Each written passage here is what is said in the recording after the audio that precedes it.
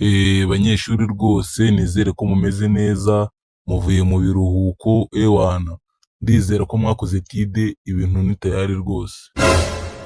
Yego tica, nibyo rwose twararuhutse, dore n'ikimenyimenyi twakoze na etide ejo muri weekend.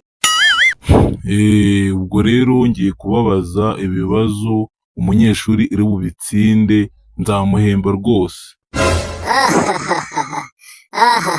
Tica rwose nawe urasetsa, ubwo se urumva byatunanira kandi tuvuye muri weekend dukoze etide ihagije?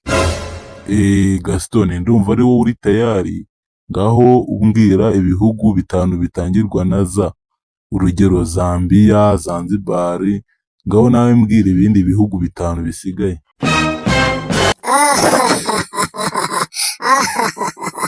Mbega tica, iki si ikirwaye mwa bantu mwe. Tica, uzi ko nawe uri ikimara, ubwo se urumva byananira, ngaho reka mbikubwira.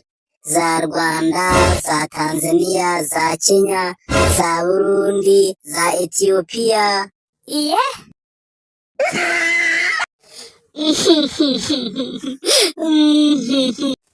Ngaho, iki si ikirwaye mwa bantu mwe. Wowe iyo iby'iwanyu bigufashe utangira kurira nka Sarupongo iyo atsinze igitego.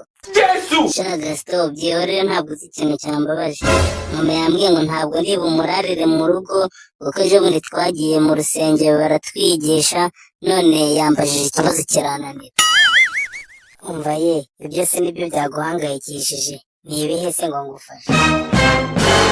Nyine twagiye gusenga, pasiteri aratwigisha ngo ifi yamize Yona, none twageze mu rugo mama arambwira ngo ya fi yamize Yona ngo bayita ngo iki, birananira, none arambwiye ngo ntabwo ndi bumurarire mu rugo. Iye? Ngo ifi yamize Yona? Reka nze mbitekerezeho neza numve. Reka numve, ifi yamize Yona, ifi yamize Yona, ifi Yona, ifi, ndabyibutse, ubwo niyo bita Fiona. Iye?